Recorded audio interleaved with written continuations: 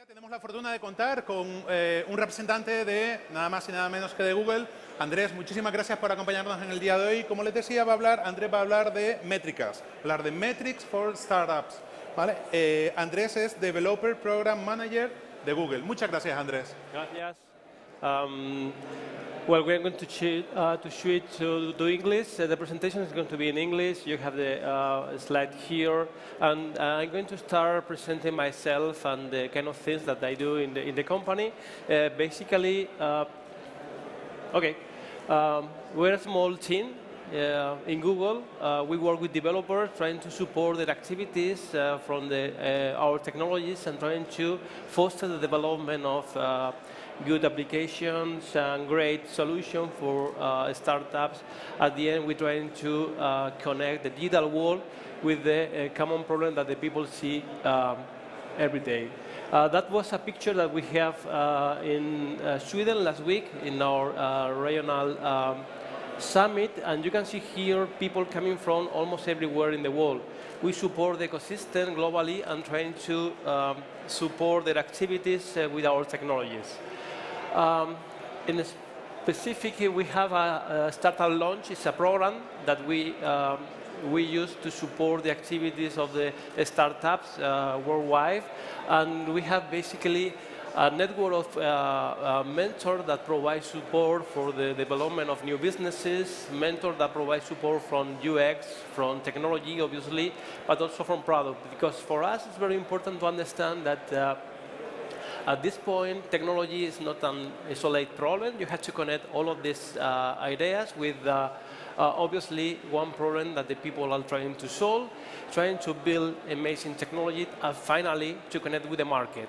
So with these ideas in mind, we have running kind of global network for a startup, common network for experts in different categories, and we have also a very interesting program that we run also in Spain a couple of times that we call Launchpad Week. Okay, so this is a boot camp. And during 1 week, we work with early-stage companies. That it means basically 1-year-old startup with full-time employees, providing support from the mentor community based in Spain and in other countries. So this is a picture that we have from one of our editions in Tel Aviv. That was the origin of the program. And we have been running this program in Spain at least 3 times. First time was in Barcelona. I will show you a picture from there later. But we have one edition in Barcelona last December, another edition in Barcelona last April. Google Campus was our last edition in Madrid, and we are going to have a new edition for Barcelona at the end of November. Okay, so the very basic idea is trying to foster the product iteration from the definition of a future of the product, UX, marketing, and technology during 1 week. Okay, so we work with almost 15 different startups and around 60 mentors, providing more than 300 mentorship sessions along the week. Okay, at the end of the week, we have some experience that we share with the community in a public event, but more interesting, we have also case studies that I mentioned later. So if you want to join us in this program, just follow that links for connecting with our community worldwide and our G+ community, where you can find experience from this Launchpad, from this network of startups and mentors. Okay? So this is the picture of the first edition in Barcelona. A bunch of really interesting startups were part of this edition. As I told you, working with, in that case, was a mentor network with people coming from almost everywhere in the world. We have people from Israel, from US, from UK, from many countries, and we were working together with them. So 3 editions in Spain, And this is really a very interesting experience that we have been running here in Spain. After every Launchpad, we present a kind of case studies with learning experience from every Launchpad.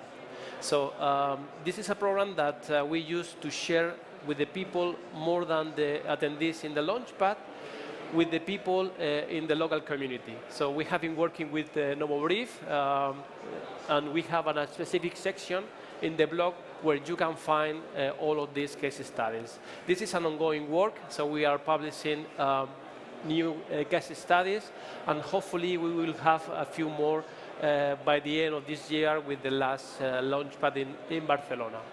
So this is the kind of things that we have been doing with the community in Spain, from the Google developer relationship to the startup community. And I'm here today to talk to you about what is a metric.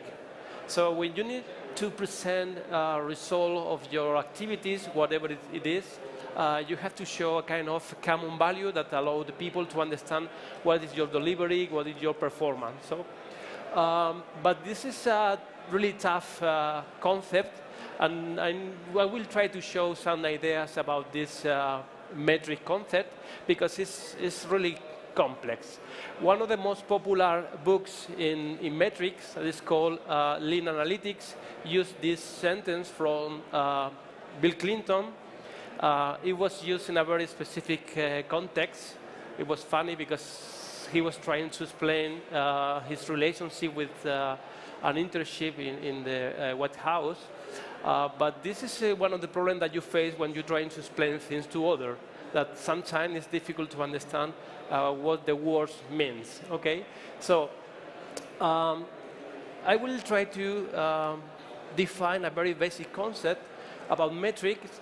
And metrics is basically some information about your business model. Okay, so we are talking about the startup, and you will need to use this information to communicate with your people in the team, with your founder, with your employee, but probably more important, with your investor. So you will have to define different ways to present this information. For me, and for many people in this business, business model is basically this. Okay, you have a cost structure, you have revenue structure, and you have many other things that are on top of that. Okay, so very basic information is if you are getting money and how much. Okay, but it's not that easy, because in special when you are starting a new business, you have many things that you have to define, and it's not easy at all to explain properly how you are getting better or not in your business. So basically, metrics is going to be information about your business model. And when you say information, we are talking about numbers, about ratios and statistics. And in that sense, probably you heard about this sentence. It was said a long time ago, but well, I use this for the title of the presentation, but basically it means that it's very difficult, even using math, to convince anyone about your proposal. Or if you want to see another way, you can use number to convince everybody about whatever you want.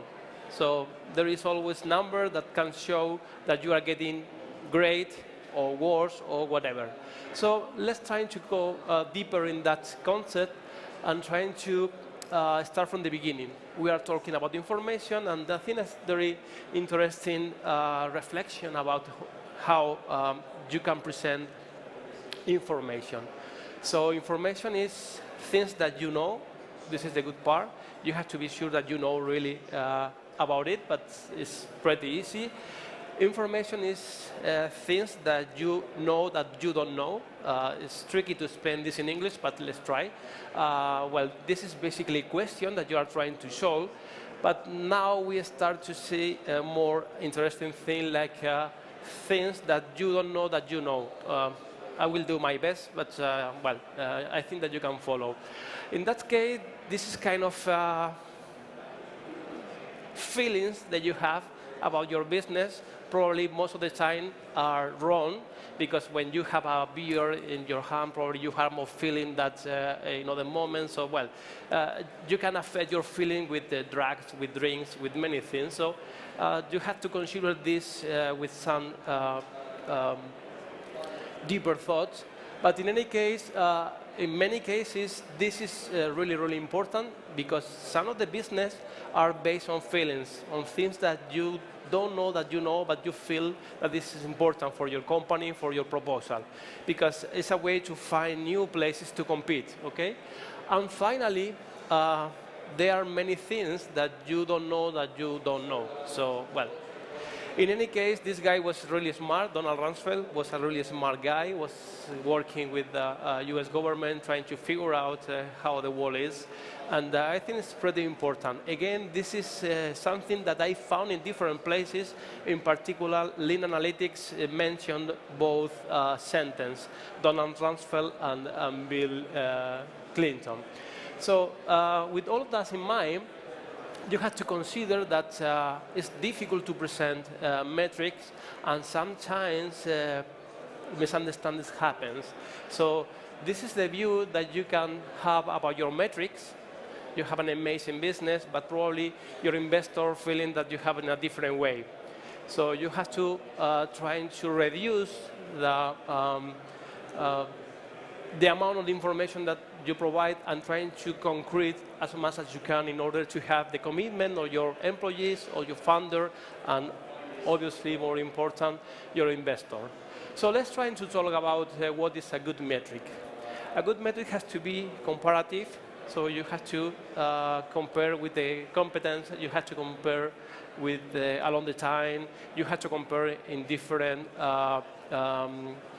business proposal. It has to be unstable, so it has to be easy to communicate to others, because you are going to develop a culture around your metrics, about your business. Your business is based on your metric. It has to be a rate, because it's very easy to track rates compared with other kind of metrics. And this is really, really important. It has to change the way that you behave. That means basically that you have to use metric to drive your business. So if you cannot use your metric to drive your business, it's not a valid metric, okay? So if something is going wrong, you have to be able to change things in the company to be sure that you are able to fit a proper metric, a proper performance. In order to choose proper metrics, you have to consider that there are many options. Some of these options are, dangerous, because obviously you have to avoid identify correlated metric when you are looking for casual metrics. But in other case, it's only a way to decide what is the best way. For instance, at the very beginning, sometimes you use qualitative metrics. So you gather feedback from your customer, from your people providing problems, and you have to identify your proposal is good or bad at very basic level with any kind of quantitative metrics. This is fine for the beginning, but you have to move as soon as you can to the quantitative metrics in order to get a comparative metric, in order to get ratio and this kind of things. Another important thing is that you have to avoid vanity metrics, that basically are those metrics that don't allow you to change your business. You have to have metrics that allow you to identify things in your business that you can change in order to improve the performance, improve the delivery of your company. So focus on real metrics and not in vanity metrics. Again, you have to use, in some cases, exploratory metrics, things that you're trying to understand, but you don't have a clear question about what is happening. You are trying to dig in deeper in the data, identifying trends, identifying behavior, identifying things that at that point you don't have on a question to that metric. And on the other hand, you have reporting metrics. Obviously, when you have a meeting with your investor, when your board, you have to present report metrics. You can show them information that is not well tested, is not well presented, because it could be a bad way to get the commitment of your board. okay? Another important thing is that you should focus mainly in leading metrics, metrics that allow you to forecast the future and not in lagging metrics, metrics that explain the past. It's very well. All of the economists explain the past, but they are not able to explain the future. So it's very easy to get lagging metric instead of leading metrics. But your responsibility as a startup founder is to identify metrics that allow you to forecast the future and don't put focus on the past. And finally, this is tricky things because in many cases, if you use statistics for data analysis, it's very easy to see things that are changing at the same time, but they don't have causal relationship. Okay, so you have to identify which things are changing, and in that way, how is the cause, how is the effect. Okay, so trying to avoid correlated metrics and look for causal metrics. So now I'm going to present some very basic metrics that you can find probably in many sites on internet. I have been taking a look at several of them, but the idea is that there is a common culture about very basic metrics that you use for presenting the business to your team, to your investor, and to the external people. So the first thing is that booking is not revenue, okay? Letter of agreement is not booking. So revenue is when you have delivered the service, the product, and you can account it as a real cash in your bank account. Booking is just a contract, and it's not the same, okay? So from the very basic accounting rules, this is something that you learn from the beginning. You have to differentiate among bookings and revenue, okay? So in some cases, using this recurring revenue versus total revenue is an important thing, but you have to consider that there are many different ways to present this information, from the annual, per customer, or monthly, and you have to avoid to extend, for instance, monthly recurring revenue to the annual, just multiplying for 12 times, because it's not the same. Sometimes you are including fixed costs that introduce different data. So when you are talking about recurring revenue, it's just the money that you are getting from your customer, okay? Not one-shot investment, not just one-shot sales, because this is not recurring. Another important thing is trying to gather the gross profit that includes the variable cost, but not the fixed cost. Again, this is important, but basically you have to decide what is in and what is out, okay?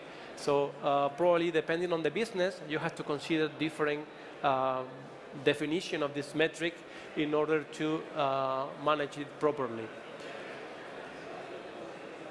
Lifetime value is one of the metrics that most of the people use for their businesses. It basically means that you have to condense in just one value all of the money that you get from your customer across the time that is part of your business, okay? You have that, in special for internet businesses, you need to get a growth engine that allows you to increase the base of customer and trying to extract as much as money as you can from every customer.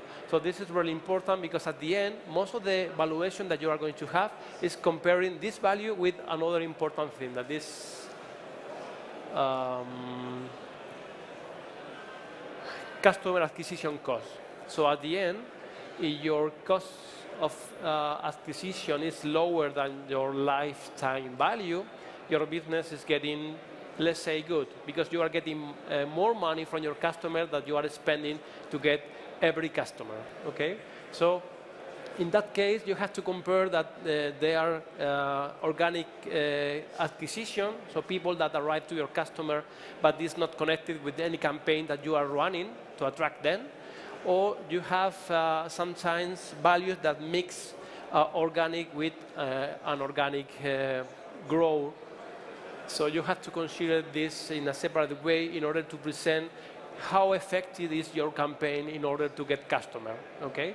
Remember that you are going to compare in a very basic level this value with the value that I showed before in order to be, if your company is getting money, is working well at the very basic level, okay? We have also this different valuation that is really important for marketplaces, okay? So you have a common situation right now that is a platform or internet where many people is using to sell their products. So gross merchandise value is the total amount of product that you are selling through your platform, but this doesn't mean revenue for you, because at the end you have a small fee that you charge to the customer for the product that they sell through your platform. So in that case, you have to differentiate. To have a gross merchandise value high is good because you have a lot of traffic, but at the end, depending on your cost, the revenue, it could be a lot lower, okay? So again, consider this, these different values. Okay, now we have more metric about the product and the engagement. There is something that I haven't mentioned here, and is the metrics framework. This is important because sometimes, depending on how, who is your investor, you have to show the metric in a different framework. For instance, if you read the Lean Startup book, Eric Ries present a framework for metrics that include revenue engine, growth engine. So you have a kind of common culture around the way that you present the metrics. So this is important. I'm not going to talk about this because it could be a lot of more information here, but consider properly in order to select what are the proper metrics for products and engagement. So active user is pretty easy, so you don't have to think a lot about this, but there is an important thing related with this, because what means active? Active could mean, for instance, people that just download your application or just sign up. So you have to decide, and it depends on the way that you connect this definition with the revenue engine that you are going to use to get money from them. So again, it's very basic, but probably you need to define properly in order to don't cheat yourself with your metrics. Month-on-month growth, again, it's really important to understand how the numbers are growing, and you have to differentiate in the base the customer that you have been having last month and the increment that you are having just because you are running a new campaign or you are using an organic approach to get more customer. You have also, it's very important, churn. That is the number of people that are leaving your platform, are leaving your solution. In that case, most of the investors like the cohort analysis of churn. So how many people is leaving the company in monthly basis, how many people is leaving the solution compared with the base that you have from the beginning. So it's very important to understand that you have different customer base, basically analyzing them by month. Okay, so obviously people that are in the solution from 1 year ago probably are people with a high commitment with your solution, so probably you can implement cross-selling or upselling technique to get more money from them. People that are just arrived, maybe it's more difficult. You have to have different strategy to engage with them, okay? So this is very important in present in that way. Well, the financial guy is going to be worried about this number because that means basically how much money you are wasting per month. So you get 100,000 euros for your company and you are wasting 10,000 per month. your company has money for just 10 months. You have to move quickly and be sure that you get more money before to die, or just close the company in a proper way before to burn all of the team, okay? So this is a really important number for the financial guy. So another important comment about metrics related with engagement and product is that download means nothing, okay? It's a vanity metric because people just download, but it doesn't mean that they are using your solution, they are using your application, they are connecting with your proposal. So most of the time, this means nothing. I'm pretty sure that you know companies showing this big number in terms of downloads, but this doesn't that they are getting any money from anyone. So don't waste time just presenting this download, because if you are not connecting this metric with money for the company, it doesn't mean anything, okay? So now I'm going to present few metrics that you can use connecting with the specific businesses, okay? For instance, if you are running e-commerce, so there are a few metrics that you can use to present how your company is evolving. In that case, you have to consider if your company is at a very early stage, if you have recurring sales, or you are just starting with the proposal, because the difference is a lot. The kind of marketing strategy that you present to people that are in loyalty mode is those that are willing to buy products in a recurring way in your company, and it's totally different than the kind of things that you are getting if you are trying to foster acquisition mode. Basically, you are going to spend more money in acquisition mode than in loyalty mode, because it's more difficult to get a new customer than to keep a customer working with your company, okay? One of the most important things in e-commerce is pricing.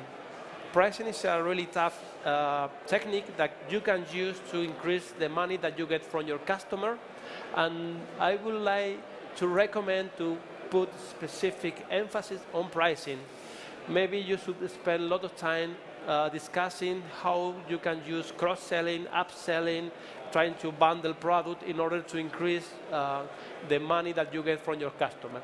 At the end, for your investor, probably revenue per customer is the basic information that you should provide to them, and it connected with conversion rate, so people that arrive to your customer and start buying, or repeat purchases, or transaction side, okay? So even for very, very beginning, from very early stage company, this very basic metrics should be something that you should be able to provide at any moment, okay?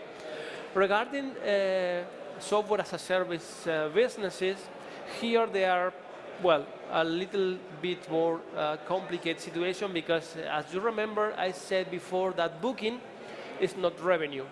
And you probably get a lot of booking in your platform, but it means that probably if everything is fine, in the future you will get money from the customer.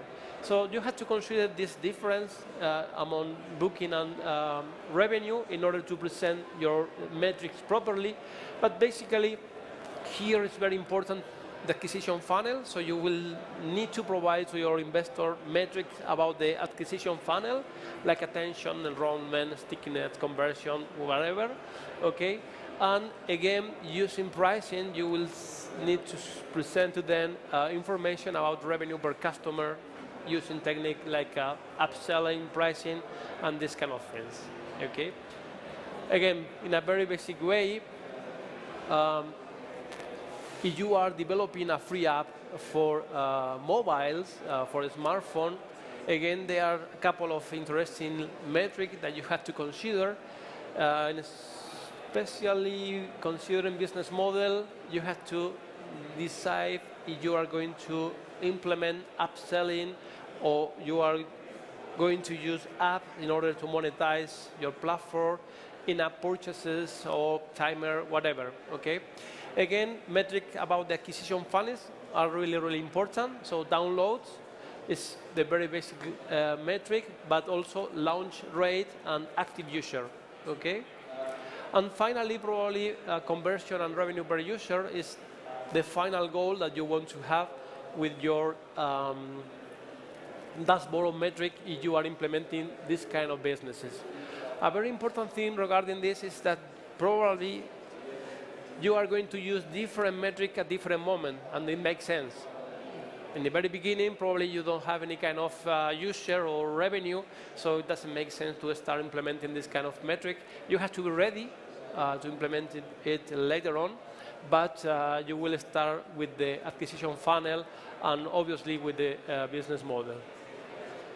So it was a really short presentation. As you can see, this is a really tough subject, but don't forget, put your metric where your mouth is. Don't cheat yourself. It's very easy to cheat yourself using math. It sounds really strange, but it's true. Math is an easy way to cheat yourself. So you need to use this metric to your founder, co-founders, with your employees, and really important, with your investor. Okay? Probably you will use different level of maturity in the way that you present that metric, but this is really important. If you need more information, there are a lot of websites and books about metrics. I really like one of them. It's called Lean Analytics. It's really interesting. There are a few more, but you can take a look at them. I recommend to follow a scientific approach to metrics because it's really important. But this is the starting point. You will find more details on internet. And I think that this is almost everything. I would like to mention before to finish that I use some pictures from internet, Creative Commons. So I just mention them because it's important. But now, if you have any question, happy to answer. Done?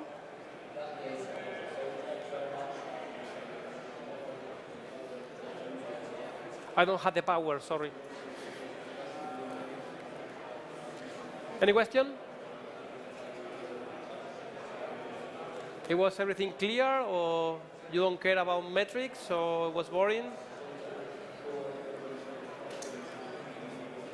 Okay, thank you very much.